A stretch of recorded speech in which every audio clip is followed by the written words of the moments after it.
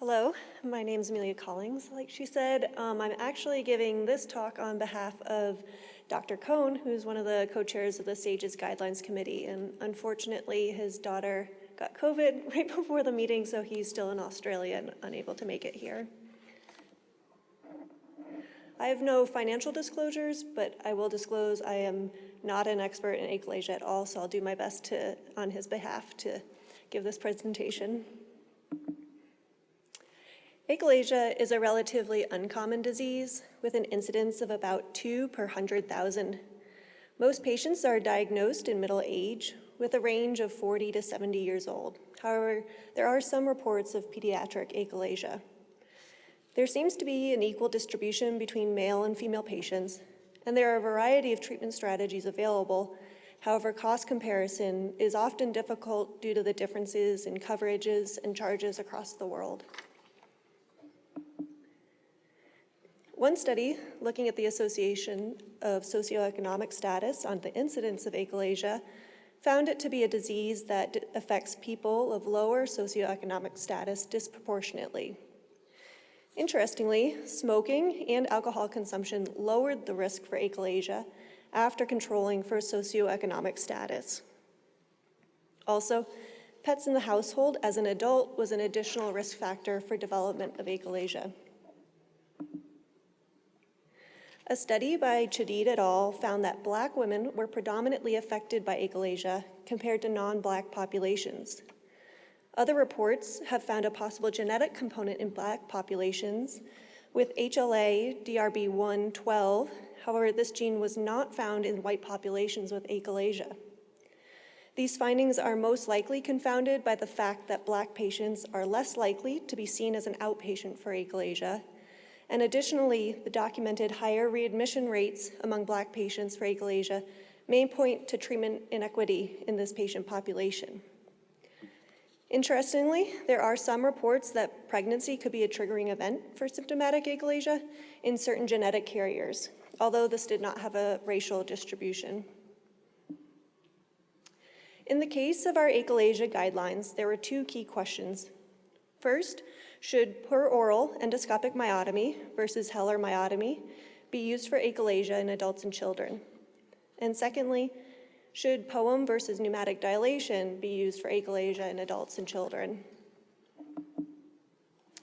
The working group was composed of a somewhat diverse set of people, including both GI physicians, surgeons, and patient advocates. They had nearly global representation and fairly equal gender distribution. It is important at this stage to have a balanced panel in order for multiple viewpoints to contribute to the interpretation of the data and subsequent recommendations. In the results of our systematic review, all studies took place in high-income countries. There was a similar distribution of sex, and race and socioeconomic status were not considered. Finally, recommendations were made by the panel pertaining to the use of POEM, Heller, and pneumatic dilation. Outcomes considered are detailed on the slide, and the relative importance of these was determined from a patient perspective and made by the panel, including those patient advocates.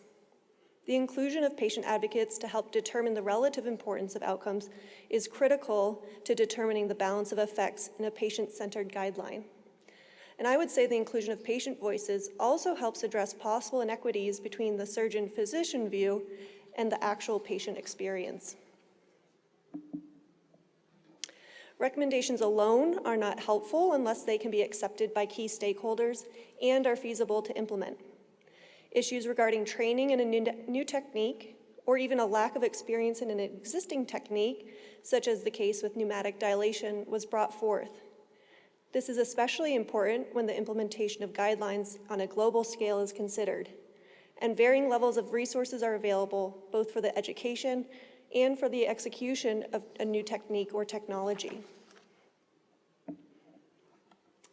While we strove for inclusivity and generalized applicability, the lack of pediatric-specific data was a limiting factor. This clearly affected the diversity of our guideline recommendations, and therefore recommendations to the wider medical community for research, including this group, was provided. Our guidelines included the totality of available evidence. The grade process, which we use to develop our guideline recommendations, does not ignore lower-level evidence in favor of randomized control trials only. The panel represented a diverse group of stakeholders, and feasibility and implementation was considered in all communities, understanding differences in socioeconomic makeup, resource availability, and practitioner expertise which may exist. Difficulties arise when discussing disease processes that are relatively uncommon. Literature is limited in the general population and becomes even more scarce in regards to potential differences in outcomes in subgroups of patients or different practice settings. If there is little to no evidence available directly assessing health inequities, then the experience of the panel can be queried. Some examples of questions for the panel to address are there any groups of patients or settings that would be disadvantaged in relation to the problem or intervention? Are there reasons to expect differences in the effectiveness of the intervention for certain groups or settings? Are there variations in baseline conditions across groups or settings that affect the absolute effectiveness? And are there important considerations that the people implementing the intervention should consider in order to prevent increasing inequities?